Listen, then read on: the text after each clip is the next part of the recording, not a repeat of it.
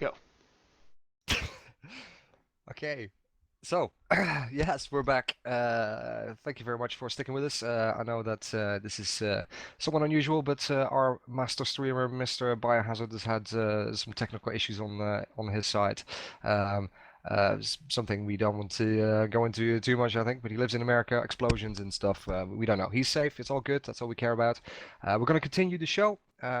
We are going to continue the matches. We have the best commentators in the business who will keep you entertained for the foreseeable hour at least, and we will give you some good entertainment. And as all these things obviously come all at the same time, Dwycon, who's been quietly working in the background together with James from EOC TV, we've managed to get the website up just in time for you to have a little browse over that. So please, pretty please, take your time and have a bit of a look at the website. So that's www.evetac.nt.uk, and we have lots of new features on there, some new things that you will want to browse over, and I'm sure you're going to ask loads of questions about. So please look them over. We're going to throw you a couple of links a little bit later. We've got a few job offers up there as well, so definitely some interesting stuff for you to browse over. And with that, I'm going to hand you back to Mr. Sir Squeebles to talk about what we're doing next. And with that, I'm going to hand you back to Nash to talk about an upcoming event, because Oh, I think you're at least mildly more familiar with it than I am. Xmas Trillionaire. yes, indeed. So at EVT, we like our community events. We like anything related to out of game, but also in-game events. Trillionaire, which is a relatively new gambling website, is doing a Christmas event, and most of their profits actually go back into the community in terms of NPSI related stuff or new bro kind of projects. And as entertainment, this Christmas period, they will be blowing up 5 carriers and 6,000 frigates. Um, so this is on the 19th of December. The system will be Maya. There is a very cool website of, and I think Dwycon can link you the website in the Twitch chat. I highly recommend you have a little bit of a look. If you intend on coming, just stick your face on the wall. I expect it to be very busy. We'll probably have in excess of 1,000 players at least to pick up at least one, if not loads of the free frigates that are going to be deposited in a pos. There will be 6,000 fully fitted frigates floating in a pos, and you can pick one of those up and shoot at one of the 5 carriers that will be there at the very least. So if you like blowing things up, you like free things, you like events, you like it to be busy, you like tie-dye, make sure you're there. All right, and I'm going to steal it back from you. Again, thank you to everybody for their patience. Bio, I hope your house is still intact. Uh, if not, you can live with me, buddy. Thanks to both teams who have been exceedingly patient on this as well. They've been sitting here now for 20 minutes, so we really need to get over to them. No matches have been missed, so ever since the stream cut, no matches have been run, guys. This is going to be match 2 in the best of 5 between Warlords of the Deep and Sleeper Social, and we're just truly, truly blessed to have the next set of commentators for the match. Apotny and Suleiman, you guys ready? Yep, I'm ready. All right, excellent. So we're going to send you over to our ghetto arena cam, and we'll start the countdown here momentarily, guys. It's your floor. Okay, so Sully, the Warlords team have brought a setup that, really the Tuskers brought to prominence. The command ship T2 Logi double Tech 3 destroyer with Flavor Frig, in this case being an Ares. Why don't you tell us a bit about how this archetype works, as your team are kind of the masters of it? Yeah, so this archetype is basically around having a very heavy core, backed up with logistics, tech logistics, and multiple links running from the command ship. This variant is using the Ares instead of, I think we normally use a bomber. So it has a bit less DPS, but has way more capturability. I think in this matchup, it will be quite interesting to see what the Ares does, and they may have regretted bringing that instead of a bomber, but the match is about to start, I believe. Yeah, on the Sleeper Social Club team, we've got Double Barghest, Vigil, Bantam. If anybody watched the Tuskers versus PL team games from last week, we had this setup of double missile battleship with Frig support from Tuskers, in fact, and then the Vigil for some pages going. The match has started immediately. The two, looks like, in fact, the Confessors going straight forward. Looks like we've got damage going on the Vigil here. Yeah, it looks like Sleep Social Club are trying to kite away and are going for the Aneros. This is will show you exactly what they plan on doing. The Neros is already into armor, under fire on the Bargus. Let's see how well it tanks, because this is the crucial matter. Can the Bargus kill the Neros before they hit reload on their rapid heavy missiles? Yeah, those armor links. I'm interested if it has a sync link. Whoa, there's a big amount of rep on the Neros. Can you tell if the Bargas are rapid heavy or cruise? They're rapid heavy. They're rapid heavy. Okay, so the Neros just has to survive just long enough for them to go on reload cycle. Then he has a chance to reload his own AAR. But it's really, really difficult. Yeah, he's probably overheating everything right now. I mean, look at the amount of damage coming into him right now. It's pretty heavy. I'm not sure if he's bait tanky, but he's. Yeah, I mean, if they can kill the Vigil, their life becomes so much easier. But at this point, they're just not applying any damage at all. It looks like the Warlords team is actually pulled back. Like they charged in originally. Oh, actually, no, sorry. The Ares is forward. The Confessors are beam fit for Warlords. That's really interesting. So it looks like they're using the Ares to tackle things for the Confessors to apply at range. It might not be the best chance. I think Warlords are now charging in. Yeah. Both of those Confessors are now going straight in. Looks like towards the Bantam or the Vigil. Yeah, the Neros is 100k away. I mean, at this point, because of the change to the reps, with them having optimal and fall off, he's actually. Oh, the Vigil was going down very quickly. Suddenly Vigil, tons of damage from the Confessors, going down almost into structure. Yep, losing its structure tank, and there it goes, bottom of structure, Vigil going down, and it is gone. Yeah, it looks like the Bargas hit reload, and now they're sort of flailing around, or possibly just trying to get through that reload cycle. With the Vigil gone, like you said before, the application of the Bargas can be much weaker. Gets pretty much everything but the damnation, which is not what you want to shoot at. It looks like they're focusing fire on Warlords are now firing on one of the Bantams, trying to break the Logi frigate pair. And he is not getting any reps whatsoever, as far as I can tell. Yeah, no, they might be out of range, might have just lost it. Let me have like one Bantam up here, the other gone. Yeah, I mean, man. The interesting thing is now with these changes to reps being optimal and fall off, before you had to stay within a set range to be able to rep. Now, if you drift further away, you can still rep, but you rep much weaker. That might have been what the other Bantam did. He ran away. His reps were still running, so he's okay, but he was losing rep ability onto his fellow Bantam. And the other one's in low shields now.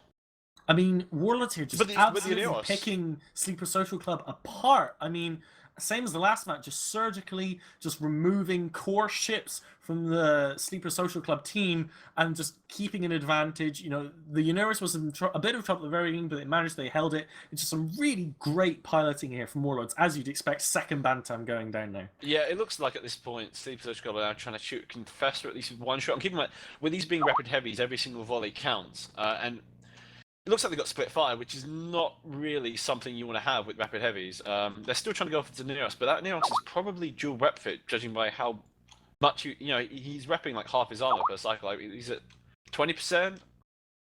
Yeah.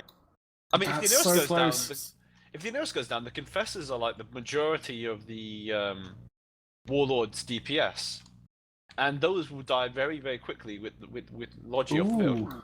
Aneris wrapping back up again. It's pulled as far away from the Bargas as possible. I want to know if they switch targets, but both are tackled down hard by the Damnation, by the Confessors. They're being muted. They're just being absolutely welled upon. We've got the Bargas of Lyculian being burnt down. It's now in a quarter of its shield tank. It's going to go down slowly. It is trying to wrap, but it's got a bunch of newts on it, so it's going to be really tough on cap, even though its weapons don't use cap. I mean, Sleeper Social Club really, again, being dominated by the Warlords team here. Yeah, the Bargas is now dropping to low shields. I'm not really sure what their best course of action is. I suspect this Aneros was fit specifically to sort of tank rapid heavies as well as possible. But this being a format where you see the other person set up before you get to the matches, you know exactly what you could be facing. The Aneros is AB fit, he's dual rep fit. That's a pretty... With the Vigil off field, I don't think two Bargas are going to break that anytime soon. Yeah, I mean, Damnation, you can get the skirm links on that as well, so it can have a tiny sig, it can going fast, you get those extra resistances. Well, the Damnation is running triple links, and he's running the info, he's running the ECCM link, the speed link, and the resist link. So it's not super tanky links, but that's still, speed and resist is always very good on an You can see the new shield effects there on the Bargas. That looks really sexy then. Yeah, it's just... I mean, I think at this point the Nurse is sort of bait tanking. Yeah. Yeah, he's just having a little fun. They know they've won the match. A little bit Yeah. cocky. That Bargess is now instructor. Warlords getting a second win in the series. Obviously not all ships are dead left yet, but I think we're at the point where we can in fact call it. That Bargess Yeah. now going down, dropping through the last of its structure. I mean, Sully, what do you think that Sleeper Social Code could have done, if anything, to turn this match around? Did they make a good primary choice, or were they just screwed by setups? I mean, they had two choices really. They had to either go for the Aneros and just headshot that, which is what they tried, or they could try to kill the Confessors. It is possible to kill them under Tech 2 reps with the Vigil on the grid. And I don't know, if I was them, I probably would have done the same thing. I probably would have gone for the Aneros. The only other option they could possibly have is if those Bargus had webs, they could try to web the Aneros to slow it down so they could apply better, because you saw how low it got. And I think it definitely, I'm pretty sure it wasn't bait tanking with when the Vigil was on the field. Because, You wouldn't. Yeah, when you're losing armor that quickly, you don't tend to bait tank. Because, a couple of seconds if you forget to hit on reps could mean that you're dead. So I suspect if the Bargers were maybe a bit more aggressive and ran into the Neros and tried to web it and slow it down, that would probably have been a better shout. You saw Warlords hang back at the beginning of the match, just trying to snipe with the Confessors, see if they could break the Logifrigs or the Vigil just at range with beams. So the Bargers would have had the ability to just close in because they weren't being screened by the Confessors, at least from the get-go. Yeah, speaking of new effects, we can see on screen here the new ship damage effects on the Barghest. You can see the black and red embers of damage just kind of showing through. It looks so cool. Yeah, I mean it's quite shiny. It's quite a nice series of effects. You can really tell this Bargs is under a lot of pain right now, and it's trying to drop a Confessor actually. It's getting it pretty low. Maybe that Nearest is a little too far away to apply a good amount of reps. I think he's now swapped to the Ares to try to, or not. Never mind, and it's over. And that's all she wrote. Back to Sir Squeebs.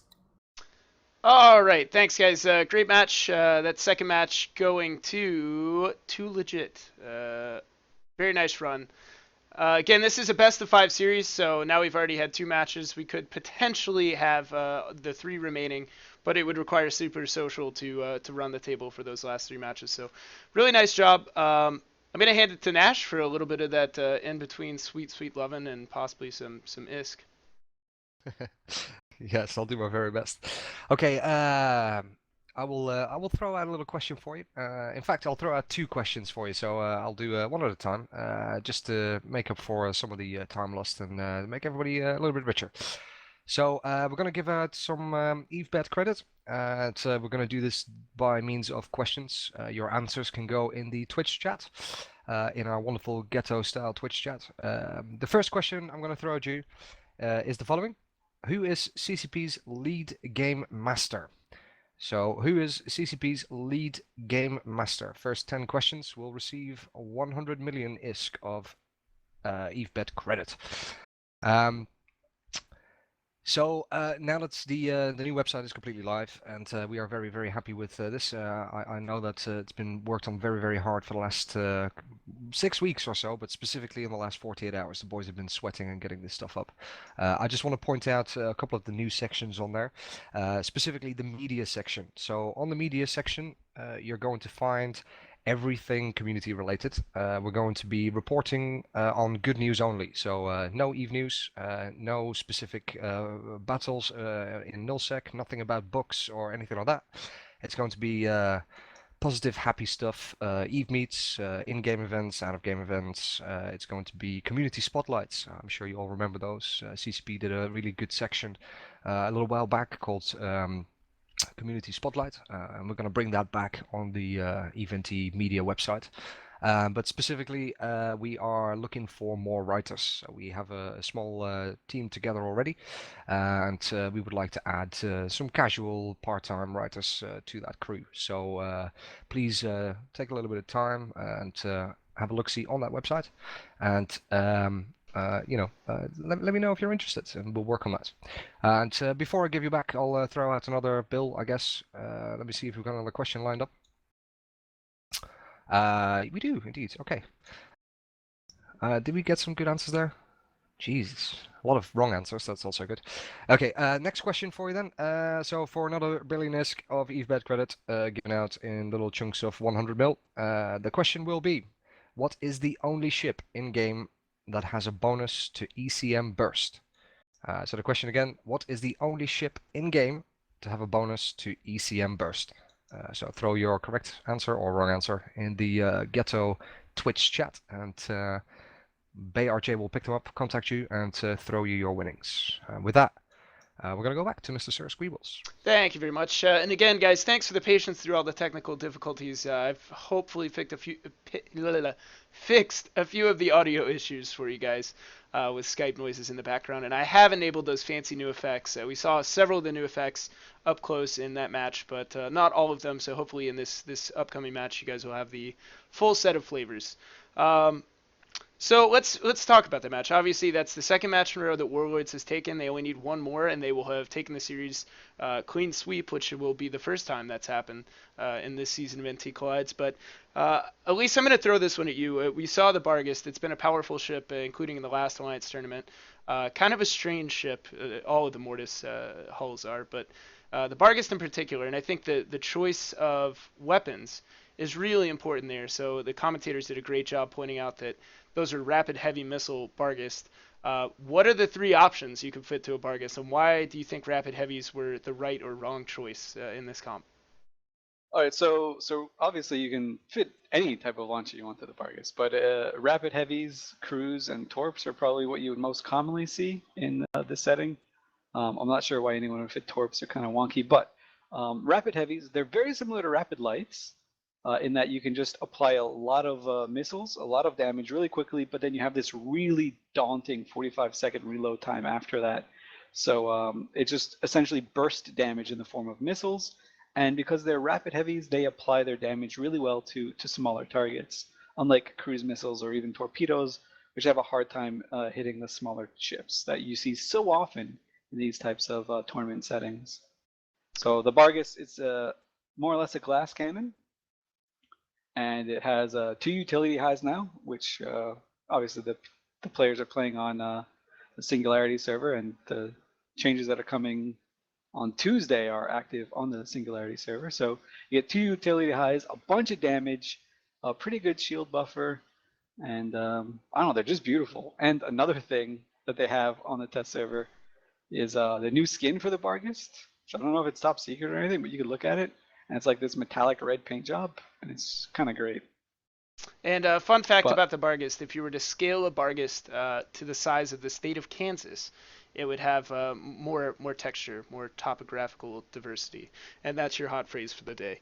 I'm going to pass it over to Suleiman now, who I can think of no better person in this context to talk about logistics frigates, of which there is only a T1 variety right now. And if we have a little more time, we can delve into the upcoming ship editions.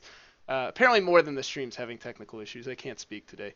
But your team really enjoys Frigology, if I'm not mistaken.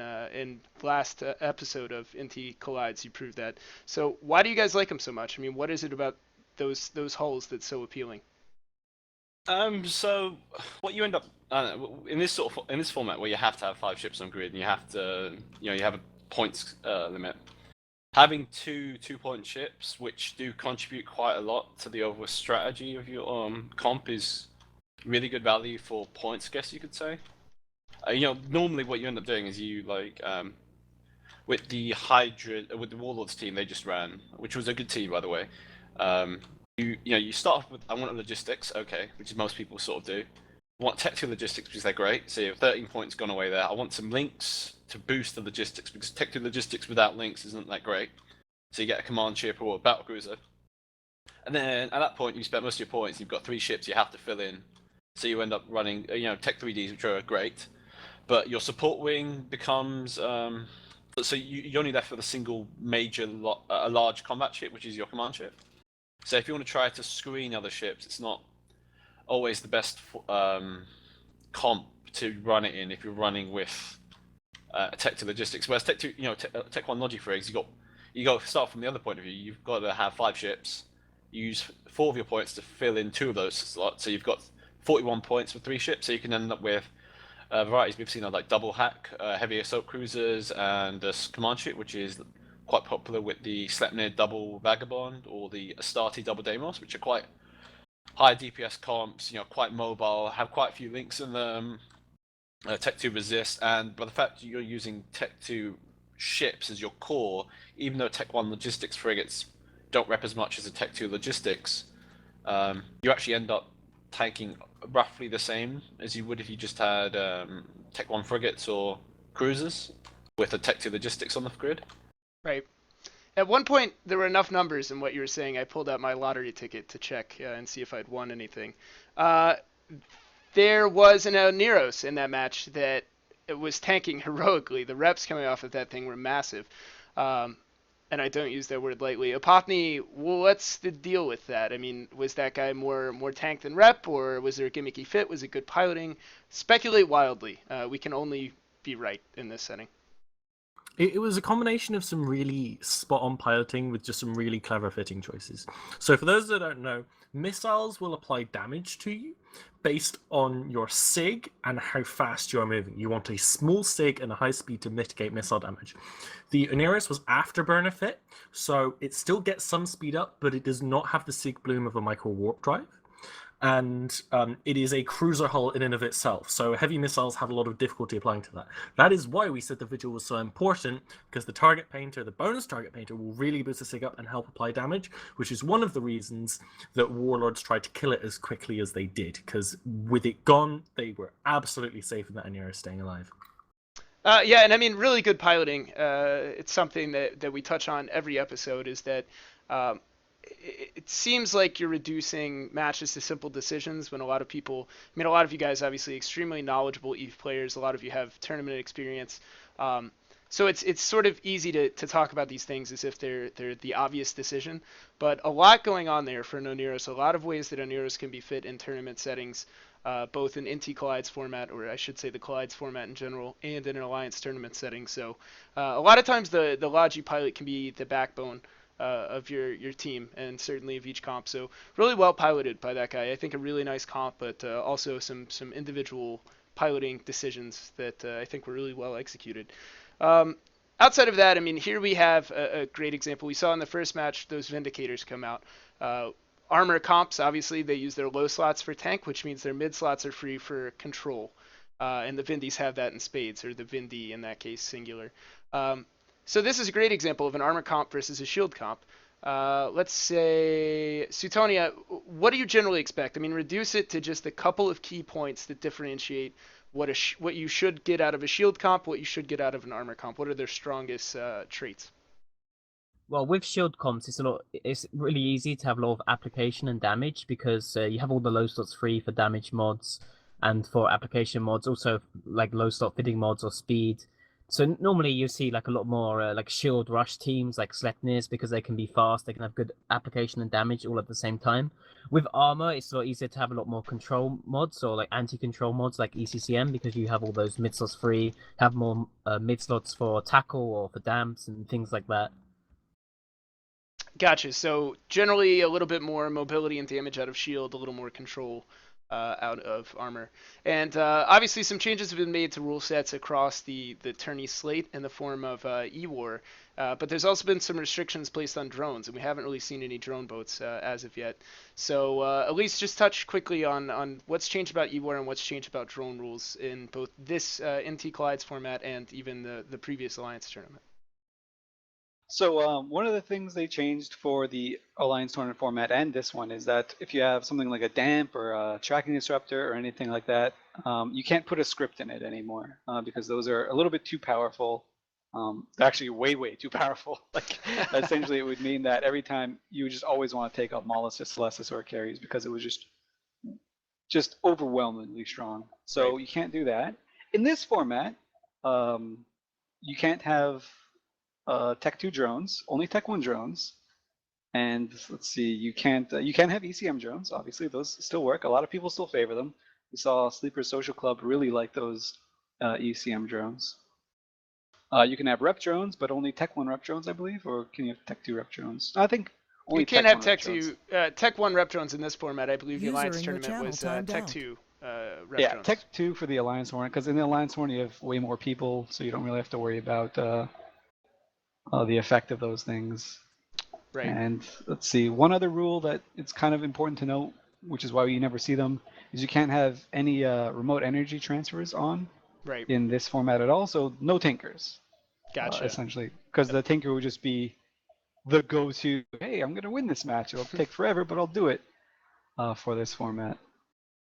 Gotcha. Both teams now in system, being moved to the field, so we're not far off. For anybody just tuning in, where have you been for the past hour? You've missed the funny, bad, and good parts. I mean, maybe some squirrels attack their power lines. Unless squirrels are now carrying shotguns, I find that very unlikely. I have confirmed that he is alive. However, it will be 6 p.m. our time, which is in 2 hours until he gets his issues resolved. So hopefully he has some Jameson and he can watch this on his phone.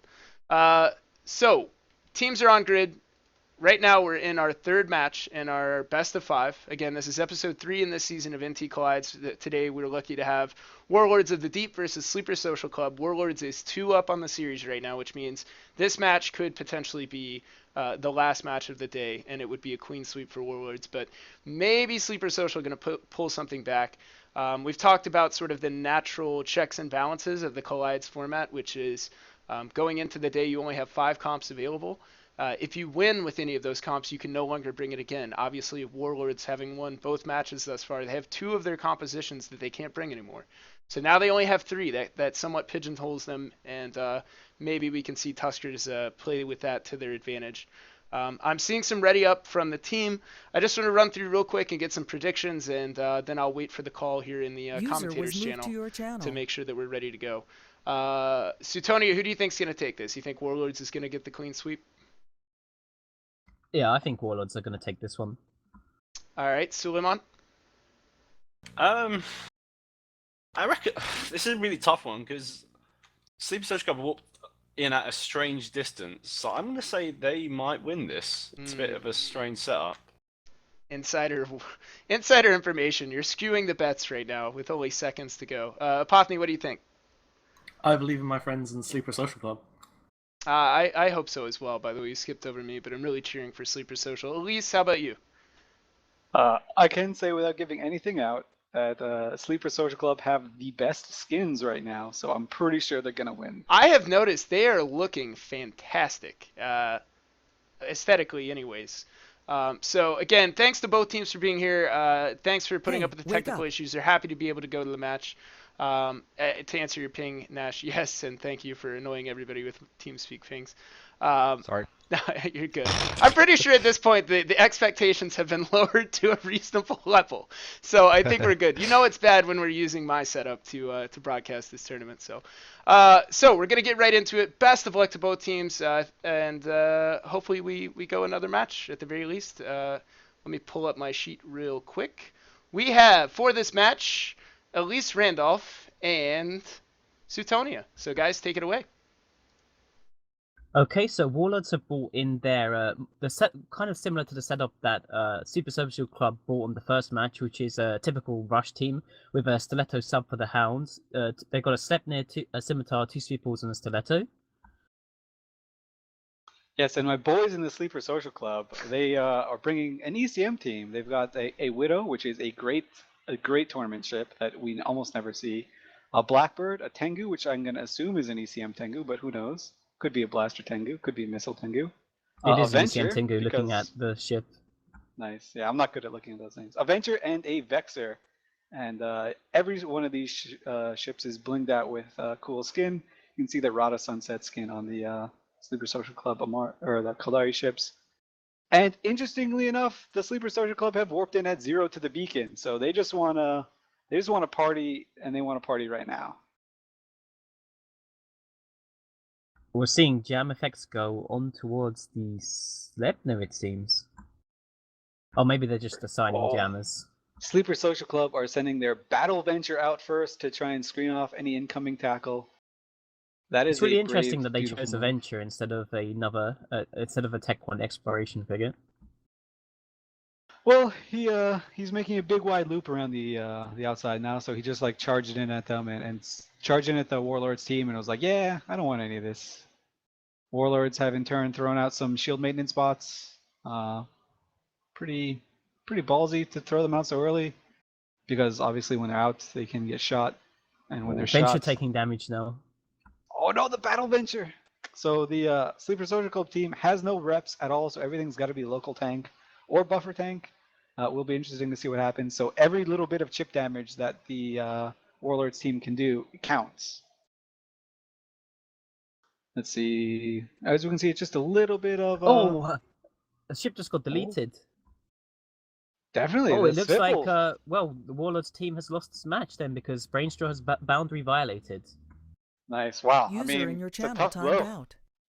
Tough blow indeed. And obviously, when you're facing up an ECM team, the thing you do not want to happen is you do not want to lose any ships at all.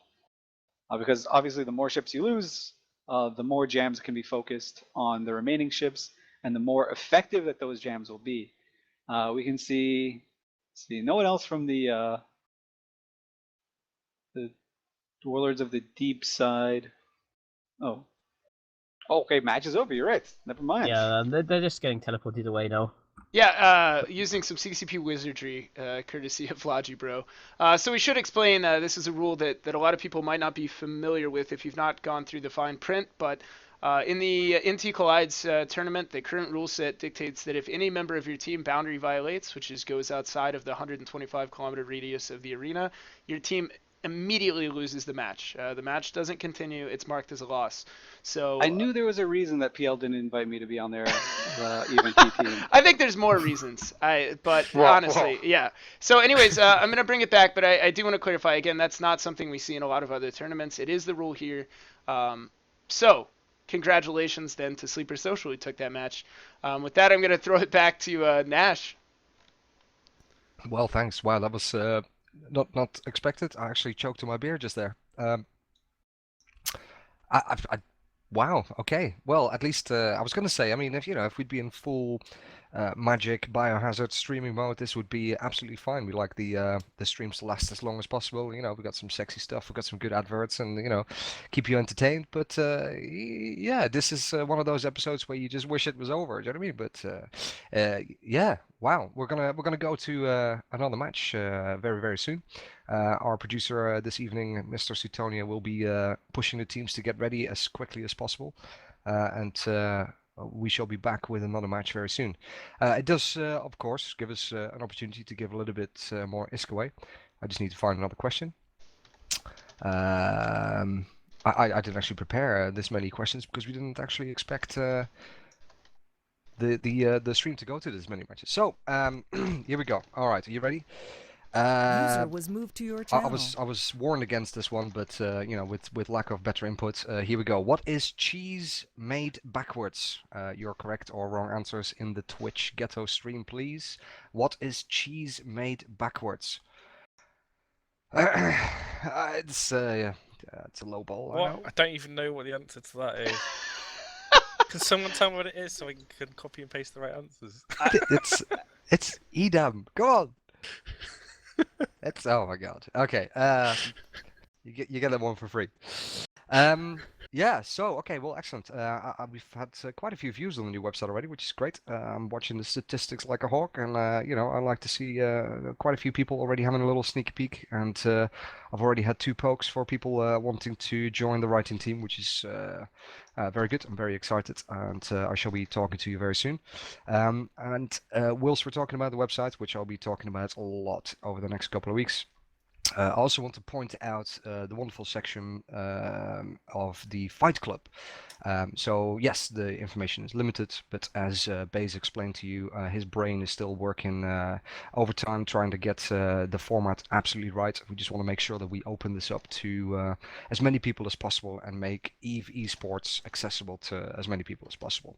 Now, one of the things that you will find on there on the website is a little application form. So if you can get a team together and you would like to participate in EVE Esports in a competitive fashion, please take a little bit of time, talk to your friends, make sure you have a look at the website, fill in the application form, and Bay will be getting back to you as soon as possible.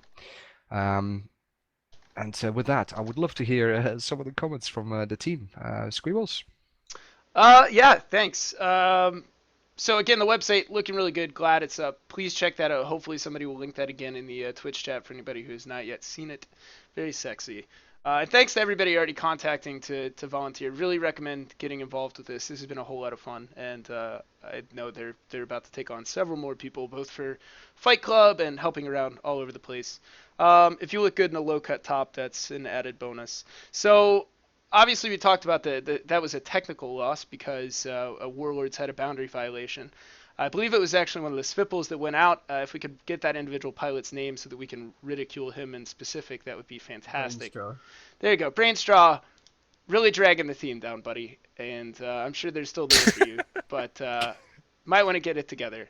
Don't want you sleeping on the proverbial space couch after this. So now the score is 2 matches in favor of Warlords of the Deep and 1 match in favor of Sleeper Social. So best of 5 format. At any point, Warlords could win, but if Sleeper Social manages to pull out another win, we could see it go the full 5 matches, which would be really nice. Interestingly, though, and worth discussing, is something we've touched on before. Because that match was won by Sleeper Social, the composition they brought, that Sleipnir composition that we said we liked. Wait, have I gotten them backwards? I think I've gotten them No, backwards. they had the ECM set up with the Widow, the Tengu. Okay, I And they're apologize. really good skins. It was a very similar setup from Warlords. I thought I had my wires crossed. This ad hoc stream setup is causing me issues. So how did you feel about their comp then? Because I was going to talk about Warlords, but how did you feel about that comp that came out of Sleeper Social? What was it meant to do, and what did it not have time to prove in that match? Pothny, I'll start with you. I think it's a really, really risky comp. Obviously, ECM is inherently risky, especially with the multi-specs. Ships that are Tech 2, Tech 3, as is the Mimitar Rush, they have an inherently high sensor strength, so it's even more difficult against them. That said, with the positioning that they came in at, it kind of favored Sleeper Social Club, but I think they've been really, really difficult fight for Sleeper. Elise, what do you think about an ECM approach? We just touched on the I'll say reduced potency of other EWAR, but ECM untouched because there are no scripts in mid-slot ECM modules. How do you feel about this? I mean, we talk a lot about the fewer people you have to apply ECM to, the better. Does that still hold true here? Was it a wise investment of points? As Zapoth was saying, it is really, really risky because you're banking on the fact that your jams land, and not only that your jams land, but that you have enough DPS to kill anything on field. And that's a bit of a risky proposition, especially with these Tech 2 hulls and stuff like that. I don't know if I would have. Obviously, it was they had nothing. It was like everything on the line, so they said, you know what, let's roll the dice and let's try it. But I didn't see too much damage coming out of the team. They had the Tengu, which was ECM fit, which is a lot of points to invest in that. They had a Battle Venture, which probably had one slot devoted to it, to having a multi-spec in it, because why not? But you can't have racial jammers in this format. You can only have multi-specs. So that's sort of the nerf, I guess, that you get to ECM. So they're very, very weak jammers, even on that Widow. And who knows? It is very frustrating to fight against. I could say that for sure. I recently had an Alliance Tournament style match where I got jammed the entire fight, and I wanted to flip a table. Unfortunately, my table's too big to flip, so I had to just like bash it really hard a few times and like give it a stern look. Not sure that's the same thing, but definitely we appreciate the it's effort. close enough. The table Well, knew not that I was not sure I'd displeased. agree. We're gonna move on to points of vanity. Suetonia, what was the best looking ship in that match? There were a lot to pick from. You mean the best looking ship normally, or the best looking ship with a skin? Well, in that match specifically, if you had the opportunity to zoom in and deal with my shoddy camera work, did anything stand out? Oh, the Widow looks really good. I like the original skin on the Widow though. The Rata Sunset Kitsune looks pretty nice too though. All right, you heard it here first. Thank you. We are going to set up for the next match here momentarily. Everybody needs a breather. Normally we have breaks programmed in, and I've been sweating like a whore in church since BioStream went down. So I need to grab another beer myself. Everybody in the commentary team, I know the teams are not ready yet. We don't want to hold them up any more than they already have been. They've been exceedingly patient, and we do appreciate that. But I think we're going to take just a 3 or 4 minute break. I'll put on some soothing CCP tunes, and then we'll be back after that. Any last minute notes for anybody else? And again, that was match 3, so we're about to go into match 4. Nash, do you have anything you want to say? No, I'm very happy. Like I said, yeah, keep people plugging into the website, man. Everybody's is having a good time there, I think. So, any feedback, anything you want to say, you can either tweet me at Nash_Cadaver, or you can PM me. I am pretty sure that I follow you back. So, yeah, keep comments coming. Have a little bit of a look around. There's some galleries on there as well from previous event meets. There's a couple of articles up, but obviously with the help of some more writers, we will get more drama-free, Happy Eve-related stuff on there. So yeah, website. Did I mention the website? No. Tell me more. Ah, excellent. So we've got a new website. I highly recommend you you go and have a look. It's www.evetacnt.uk. Make sure you go and check it out. Thank you. Just something quickly. Go ahead. I think I figured out what. I think I figured out why Hydra or Warlords ran to the boundary. I don't think they had any ECCM at all in their entire comp. So I think they tried to outrange the jammers of Sleep Social Club, and so that's why they moved away, particularly from the Widow, who doesn't have an ECM optimal range bonus. Gotcha. And they got forced back, and the Slepnin was arty fit, it wasn't AC, so he wanted to stay even further back as possible.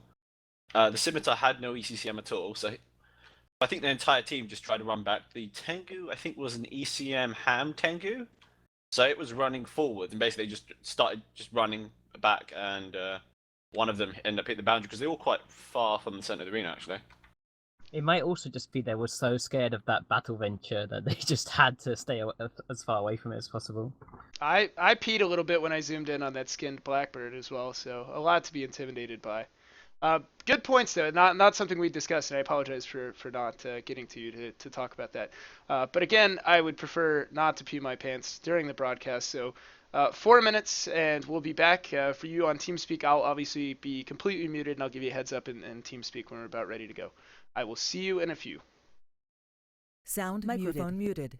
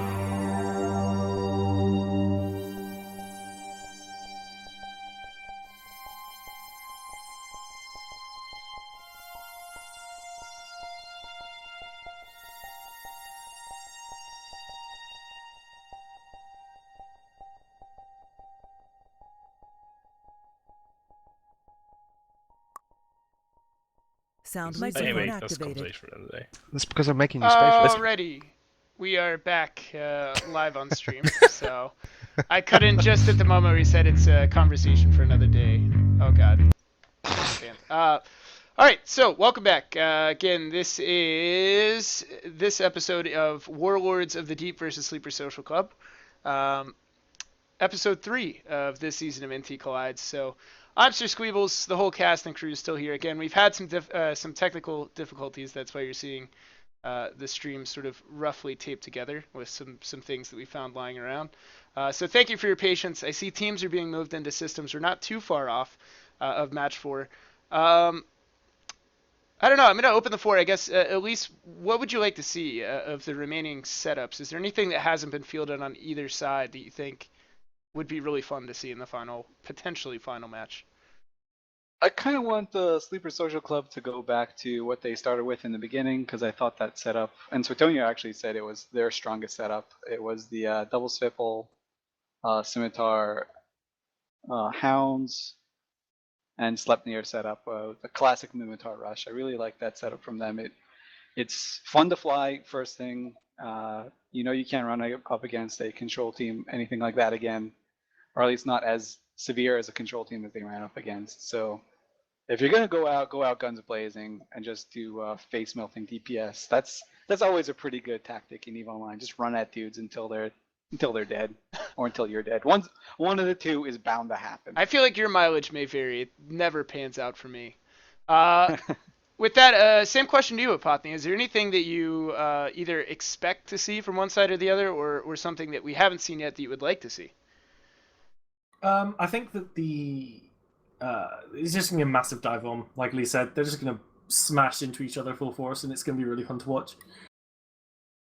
Suetonia, same to you. I mean, Elise did reference the fact that you really enjoyed that mini rush setup that we saw earlier out of Sleeper Social. It did not work out for them. Do you think we'll see it again?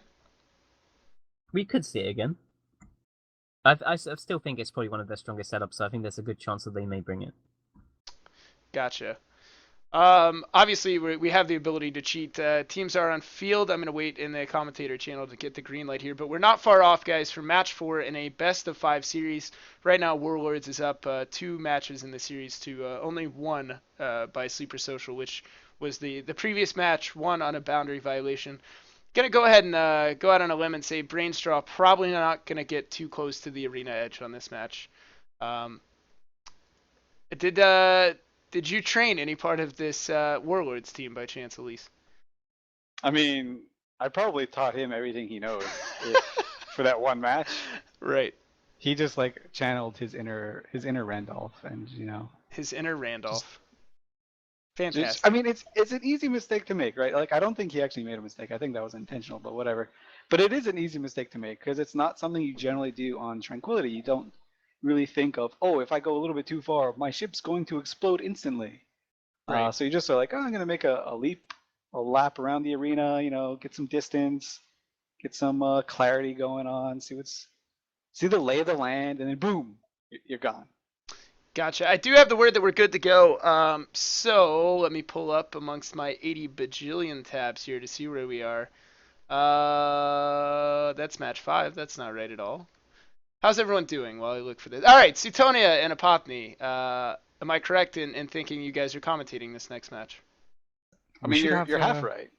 We should be on Elise and Apoth for the next one. Ah, excellent. So the old PL double team, classic. Oh yes. All right, and with that, guys, we are excited to go right into match 4 in this series best of 5. Best of luck to both teams. I'm over on the arena now. We'll start the countdown shortly, guys. Your match. Hey, all right, buddy. welcome. I am Elise Randolph, joined by Apotny for this event match 4. Let's see, we've got Warlords of the Deep. I'll go ahead and introduce them so you can introduce your boys in the Sleeper Social Club. Warlords of the Deep, reading my mind, they took almost exactly what Sleeper Social Club took in the first round with a double Svipple Sleipnir Scimitar team. They're opting for a Stiletto this time. Apoth, tell us about the Sleeper Social Club team as the match begins. Sleeper Social Club bringing back the double Barghest Vigil Bantam comp. It'll be a question of whether the Barghests can burn through something important quickly, or whether they just get picked apart. We have the match starting, and Oh, immediately we've got some the hot Swipple's going action. down to the Logifrigs. Yeah, this is some hot action definitely going on. The Warlords of the D team are just rushing as fast as they can at this Sleeper Social Club team. You just see this string of blue going directly towards these Barghests. The warp in was a perfect 180 degrees, so they had 100 kilometers to travel. And zip, zoom, boom, it's almost right Brainstorm next to each did other. get just close enough to get a heavy mute cycle from the Barghest, which was really made his life quite difficult. He's now having to run away because he's down into half shields. Ooh, going down low, and now no damage yet on the Sleeper Social Club team, though. All right, so as you were talking about these before, these Barghests are going to try and apply their damage. They've got a lot of burst damage and then a lot of nothingness because they're using the rapid heavies, and they're going to have to do a reload cycle. So it looks like this time, Sleeper Soldier Club are opting not to go for logistics, but to go for a Swipple to see if they can just break it. Yeah, it looks like the Vigil has been tackled by the Swipple of Brainstorm, bringing it back with the team, and it's going to go down so quickly once it's tackled. Oh, no, there it goes down disaster! structural, and there it's gone. That Vigil is so important to the damage application for these Barghests, but the Barghests not breaking a sweat here. They said, you know what, we can't break this Swipple, let's go for the Scimitar. And they're making the Scimitar use its ASB charges right now. Without the Vigil, though, it may just be way too little too late. One of the Bantams now, we've got Shiguna Blow taking a ton of damage here. I'd be so interested to see how much more damage that Simi will be taking if the Vigil was still on field. But no, there goes the first Bantam, which means that the second Bantam will go down shortly if they don't just go straight for the Barghest, and it is catastrophic meltdown for Sleeper Social Club here. All right, so maybe Sleeper Social Club can bait out another boundary violation, but if that was standing, this is essentially a mirror match of what happened to the last time in round 2 when they took the Barghests. Obviously they were facing an armor version of the team that Warlords of the Deep are fielding right now, but the same idea with the Swipples attacking these support wing and just demolishing it straight off. It's so sad to see after such a series, just kind of being decided so quickly, so early. But I mean, you really have to give it to the Warlords team. They are such exceptional pilots at tournaments. They are a really crazy strong team, and they are just a bit too much for Sleeper Social Club to handle, who we've seen perform pretty well in tournaments. By no means are Sleeper Social Club a bad team. It's just that I think they were just a bit outclassed here. Yeah, probably. It's kind of interesting that we will end on this note where Sleeper Social Club will be losing to the team that they fielded in the very first match, and it's kind of the Warlords of the Deep are kind of showing them how to fly this really fun setup in this Mimitar Rush in this format. As we saw, they just zipped right across the arena, spared no expense, spared no time, and just went straight for the jugular.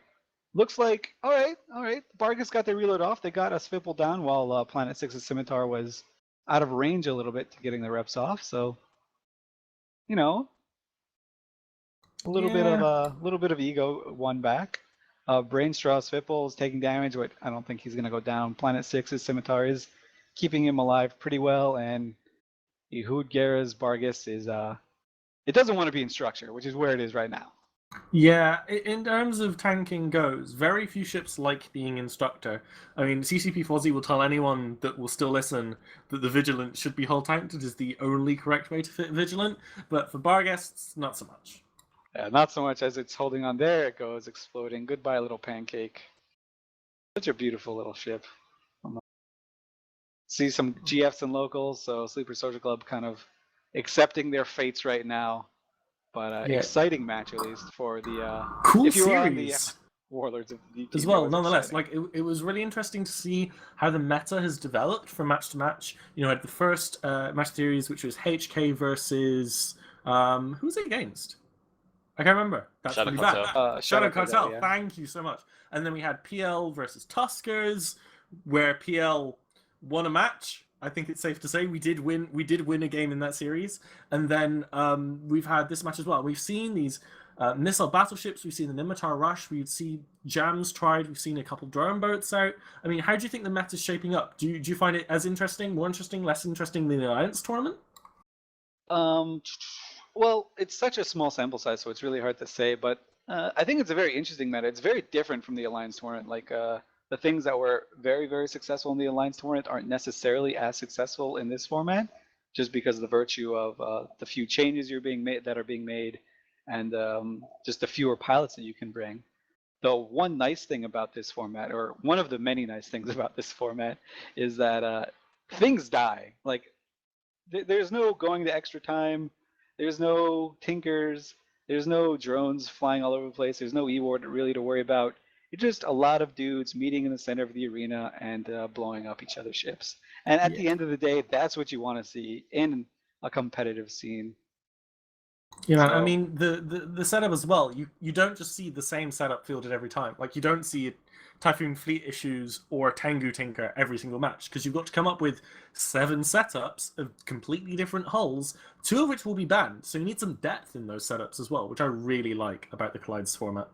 Yeah, the neat thing about when you're watching, it's kind of like when you're watching the last day of the Alliance tournament, where you see all these new setups, all their secrets thrown out on the last day.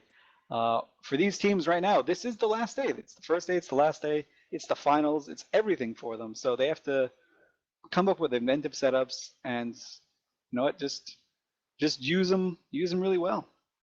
Yeah, as the final Sleeper Social Club ship goes down to the last of its structure tank, we will be ending today's match. We will, of course, be going back to the studio after it goes down. Oh, it's wrapping a bit again. I was going to sign off, and there it goes. And back to Squeebles in the studio. All right, thank you very much. I'll be fairly brief. I want to make sure Nash has a few minutes here, and then we're going to break that match down. So Warlords of the Deep winning their 3rd match of the series. Only one match won by Sleeper Social. Really, really nice job by both teams, and I'm sure Nash is going to echo this, so I'll be brief. But huge thank you to both teams for their patience and sticking with this. We really appreciate it. And with that, Nash. Thank you, sir. Absolutely. I just take this opportunity to thank both teams indeed. Sleeper Social Club's done a great job, very competitive, and been great throughout and the months leading up to this actual match. They are indeed not going to go home empty-handed. Obviously, the benefit of actually being picked to participate in this tournament is walking away with something at the very least, and they'll be walking away with 10 of the unique skins that we've been provided by CCP. We have a little bit of a sneaky peek on the website, just in case I didn't mention the website just yet, on the media site, where you will find a little bit more information on these unique skins. And as soon as we have pictures and actual graphic video proof of said new skins, we will be posting them there as soon as we have it. Before I sign off and thank everybody in the team and our sponsors, I will let the team here analyze the match. Thank you very much. So it was definitely an interesting role reversal. Elise, I just want you to talk on that. I think it was you that mentioned the evolution of the meta, or I can't tell you two apart. All you PL people sound the same to me. Talk about the difference it makes to see Team A fly the same setup as Team B and get different results. Was it all about what they were flying against, or is it really about just the technical skill of the pilots involved? I think in this instance, in this particular instance, it was a virtue of the matchup that they got. The first time when Sleeper Social Club took their rush team, they took it up against a really disgustingly nasty strong control team, and control teams are the actual archetypal counter to the rush teams. So that was a little bit of bad luck. I'm not sure there is. If they fly that same match 10 times, they probably only win 2 of the 10 times. But it was really heartwarming to see the one of the fan favorite archetypes of the Minmatar Rush in the final match here.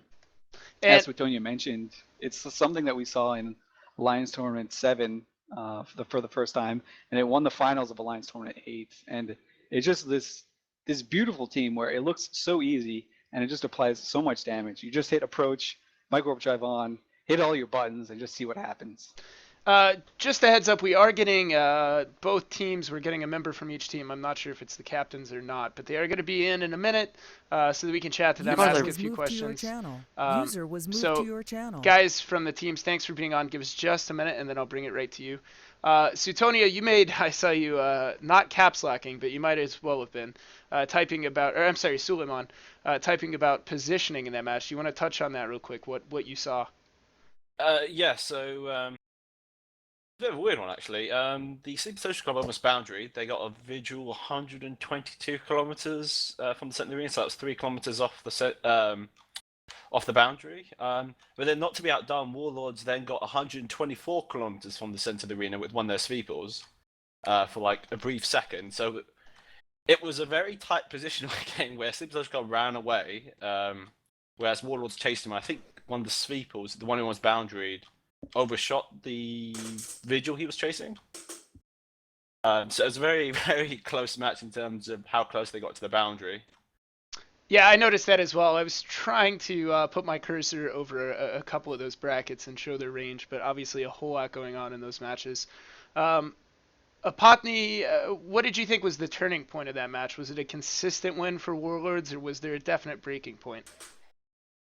I think Warlords were pretty consistent. They looked pretty in control in pretty much every match, apart from Brainstorm having a little Randolph moment there. I mean, as I said in the match, like Sleeper Social Club are by no means a bad team. They are strong guys to fight, and they would beat a lot of teams out there. But Warlords, previously Hydra Reloaded, are one of the biggest names in EVE tournament history, and there's a reason for that. And Suetonia, I mean, what do you think about the comps we saw today? Are they things we've seen in previous episodes of NT Collides, and do you think we're going to see similar sort of metas and comps moving forward, or do you think a lot of these were unique? I think they're very similar. I think the Warlords have they actually have a lot of interceptors subbed in for their 3-point ships, which a lot of other teams have used either like an E-War frigate or a bomber instead. So I think the Warlords team tends to lean more towards control and screening. Other teams lead more towards control, as in damps or ECM, and some other teams lean more towards the damage with bombers. Gotcha. But they're still like kind of in the same archetype. Right. We definitely saw some similarities, I know, between this episode and comps we've seen in previous episodes. Definitely with little tweaks. So it's nice to see. I'm sure Suleiman was excited to see those Bantams make an appearance, because Logi Frigs are totally their bag, baby. We are now lucky enough to have a member from each of the teams. I'm going to let you guys introduce yourself first, and then we'll get right into just quizzing you over everything aesthetic and meaningful. So we'll start with Team Warlords. Yeah, hi. I'm Leo Kokem from Team World of the Deep. And I'm Ehud Guerra from Team Sleeper Social Club. Awesome. Well, thank you guys for being here. Thank you for participating. First question is kind of a gimme. Get your vocal cords warmed up here. And we'll start with Sleeper Social this time. How was your experience competing in NT Collides and competing in a Collides format? Absolutely. I loved this. This is actually my first tournament experience. And so it was really good. It was good for our pilots. We were able to learn a lot of things and practice a lot of techniques that usually in wormholes you don't get as often, as a lot of the fights are big T3 brawls. So this really stretched our pilots, and it was a really, really good experience for us overall. And Leo, I'm going to go out on a limb and say it's probably not your first time in a tournament setting. It is not, actually, but it is my first time basically as a team captain.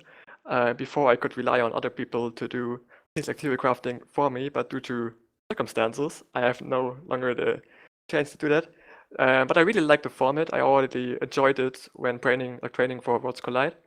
So I think it was really enjoyable.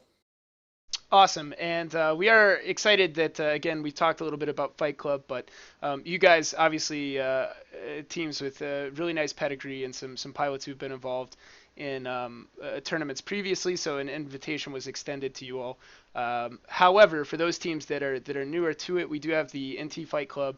You can find more about that on the brand new sexy NT Collides website, which somebody will link in the stream chat. So, guys, if you want to participate like these guys do, you do have that opportunity, even if you don't have a tournament history. So feel free to check that out on the website.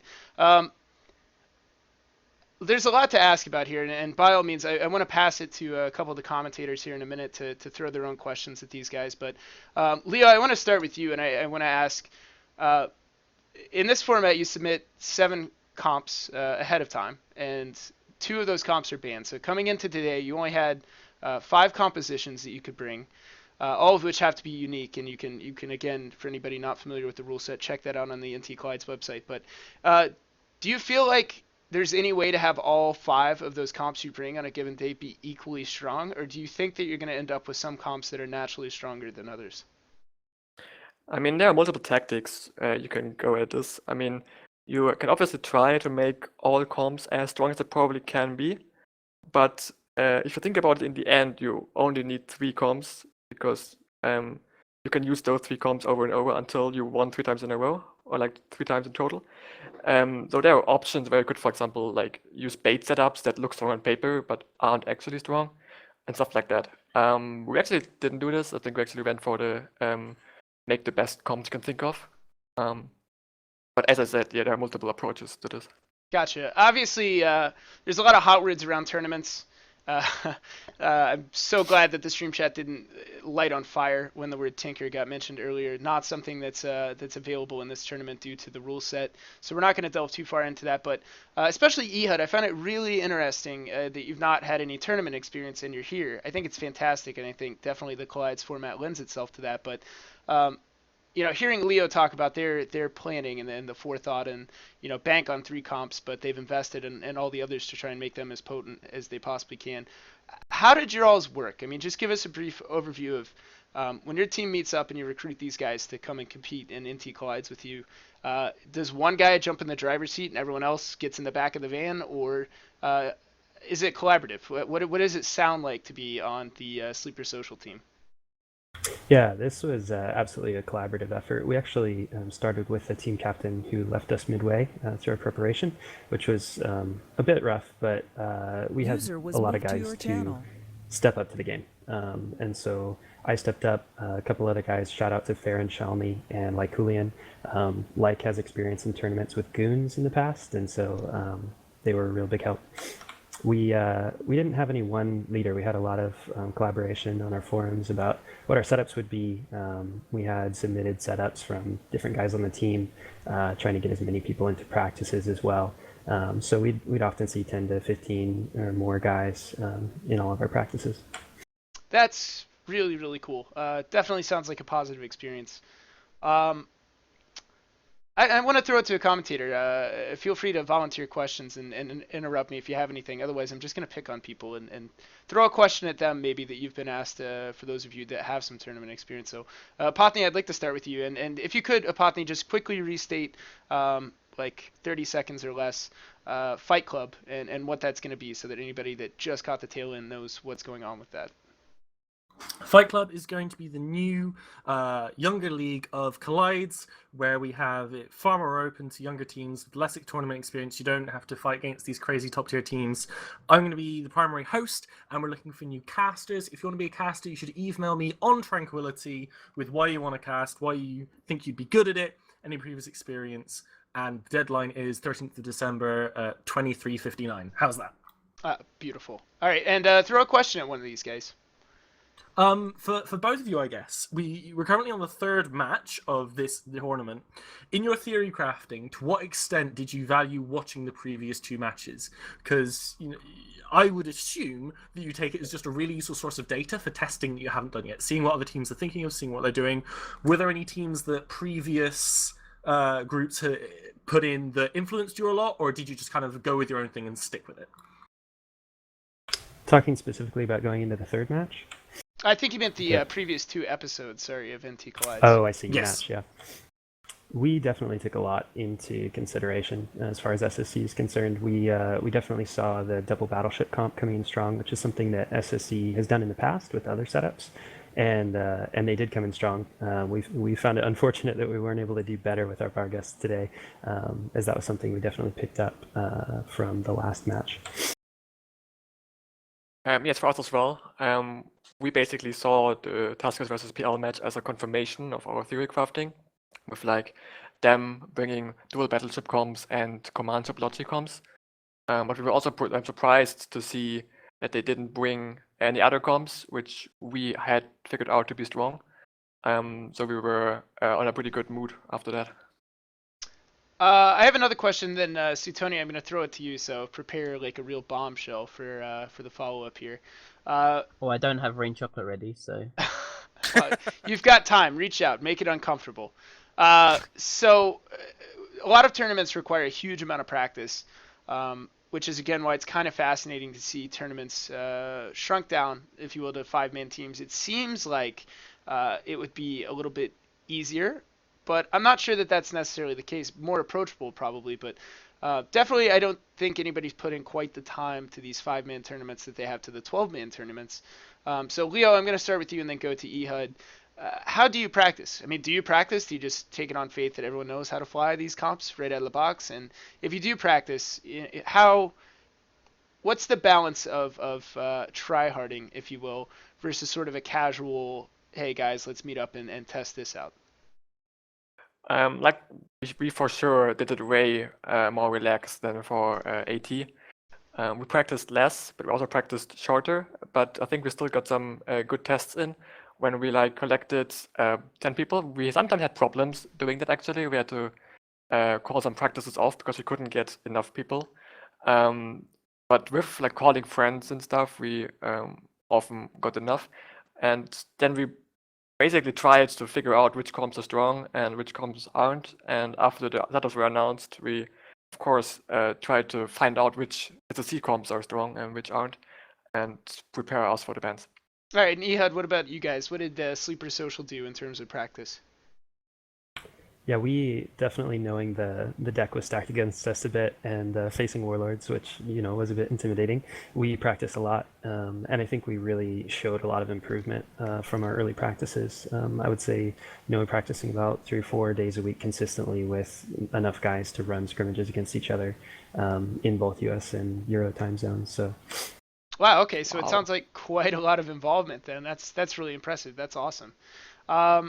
All right, Suetonia, you've had the time. Go ahead. Tell us the question and end all questions. Okay. So Leo, you have a lot of interceptors in a lot of your comps. I think you actually had 4 interceptors in them. Why do you value interceptors over other 3-point options like E-War frigates or like the Hounds that other teams have brought? Okay, so we don't think like Evo freaks obviously have a rough time in this format because lots of Evo is getting nerfed by the rules like TDs, damps, and ECM. That's why we went for the Scepters because if you find a team which doesn't have much protection, if you have more tackle than the enemy, you can have one of your ships free roam and kill stuff which it shouldn't be able to. And because bombers in like the number of 1 can't really do much against enemy logi, it's you can often like just ignore it and tank through it and use your receptor to tackle stuff and give you advantage on the battlefield. And then Suleiman, how about a question for either team, preferably Sleeper Social. Keep it fair. Okay. Yeah. Okay. So my question is, so you don't submit fits for this tournament. You just gotta make sure they're legal in accordance with the rules. Do you guys have separate versions of the same comp fit up? So for example, you have like a that I don't know the Damnations, for example, the Bargus. Did you have like a cruise or specifically for Super Social? Did you have like a cruise Bargus comp stage as well as a rapid heavy missile Bargus staged or? We tested both Rapid Heavy and Cruise and just found that the Rapid Heavies were performing better under most circumstances. I think Warlords setups were, I don't want this to sound offensive at all, but they're easy to telegraph because they're all amazingly good. And so it was easy to tell, what they're going to do with the ships. I mean, you have 2 crewers and a Vindy. The crewers are going to web stuff down. The Vindy's going to get in range and dunk it, And that's basically, it was easy to see what they were going to do, especially once we banned out the double battleship comps. And that was something that was huge for us, as our ECM setups would have really suffered under double battleships with ECCM. And so we were really quite bummed, actually, that the 3rd round didn't go to an all-out fight, because I think we had it on lock. So that was a big bummer for us to not be able to finish that match with the boundary violation there. I just want to point out that you apologized in essence for calling all of their comps really good. So that's sportsmanship to a whole new level. Obviously, both teams did fantastic. Please pass on our regards to all of you guys. Thanks so much for participating. Really nice set of matches, and we do apologize again for the delay. You guys have been heroes dealing with that. Any other last-minute questions before I throw it to Nash? All right, sounds like it. Sorry. I was going to be cheeky and ask another one. This is a bit Warlords, but so both could answer. How did you pick or decide on which comps of the enemy team to ban? Was there like, did you know? I'd like to hear this. I mean, yeah, for both sides, because I think it's always quite interesting in this sort of format where you know what the enemy could bring at you, and to decide, oh, that one's the scariest, or. Like, do you mean what to ban or what to bring in? What to ban? What to ban? Well, as I said, in an ideal case, you would test all matchups and choose the one where the enemy wins the most. But of course, you can't do this because you have limited time. So, what basically I did was I got with my guys. We didn't have much time to practice, so we went through all the matchups like theoretically and thought what would probably happen, and looked at what comp gives us the most problems, and then decided to ban that one. Basically, of course, using strong ships also plays a role in this. For example, Armorology is pretty strong in this format here, the Tech 2 ones. So, for example, banning the Guardian comp had a much higher chance from the start. And of course, you can also choose to ban setups you're not experienced with. Like, we probably didn't test light missile spam as much as we could have. So we actually decided to ban it to not have to worry about it. So there are multiple approaches which we did. Yeah, for us, we definitely tested a lot, but there were things that we weren't too worried about because of the setups that we had. So I think one thing to remember is it's a lot of teams I think are bringing a variety of two-of-a-kind setups where they have 2 command ship T3D, T2 Logi setups, 2 double battleship setups, those types of things, so that you can kind of hedge your bets a little bit. That was kind of how we looked at it. All right. Okay, I was just wondering if you thought about what the enemy would ban of your comps, and then you banned what would be good against the remaining comps you think you would have left. Yes, we definitely did that. The meta game, essentially. Yeah, and there's a degree where it's like if you bring something that's wrong and they bring something that's right, it's just rough. That first round was a great example. That Vindy setup just wrecks our Minmatar rush, and we knew it coming in.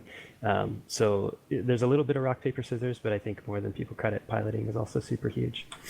To be fair, we actually didn't expect one to Minmatar rush in the first matchup.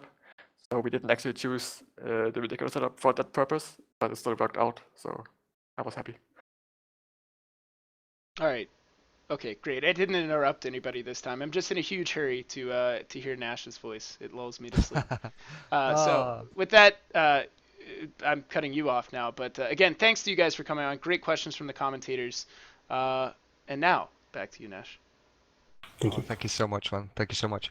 Again, big thanks and much love for everybody that's participated tonight. I'm just going to go through some of the boring stuff, which is a big thanks to our sponsors, Plantronics, Colormaster, that have been very helpful in keeping this going and adding stuff to our charity pot at EVT, which is going to be again in February, which you will find a little bit more information on the new website, which I may have mentioned earlier. I want to thank everyone on the team here tonight. I want to thank specifically Dwycon, who I know has worked really hard, even doing the Twitch moderating and finishing off the last bits on the website before posting it live, literally as we started tonight. I want to thank our guest commentator tonight, Suleiman from the Tuskers, who you will be seeing again a little bit later this season. I want to thank Elise Randolph, Suetonia, Apotny for doing some wonderful commentating. Again, Suetonia obviously for keeping in touch with the teams and dealing with Mr. Logibro himself, who has been quietly been passed by tonight. But indeed, without CCP Logibro's help, none of this would have been possible. So thank him very much.